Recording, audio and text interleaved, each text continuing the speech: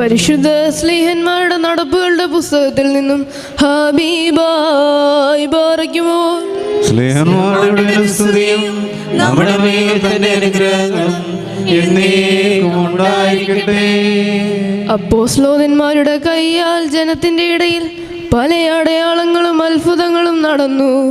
അവർ എല്ലാവരും ഏക മനസ്സോടുകൂടി ശലോമോന്റെ മണ്ഡപത്തിൽ കൂടി വരിക പതിവായിരുന്നു. മറ്റുള്ളവരെല്ലാവരും അവരോട് ചേരുവാൻ തുനിഞ്ഞില്ല. ജനമോ അവരെ പുകഴ്ത്തിപ്പോകുന്നു. മേൽക്കുമേൽ അനവധി പുരുഷന്മാരും സ്ത്രീകളും കർത്താവിൽ വിശ്വസിച്ച് ചേർന്നു വന്നു. രോഗികളെ പുറത്തു കൊണ്ടുവന്ന് പത്രോസ് കടന്നു പോകുമ്പോൾ അവൻ്റെ നിഴലെങ്കിലോ അവരിൽ വല്ലവരുടെയും മേൽ വീരിക്കേണ്ടതിന് വിധികന്മേലോ വിരപ്പിന്മേലും കിടക്കമേലും കിടത്തും. അതുകൂടാതെ യെരൂശലേമിന് ചുറ്റും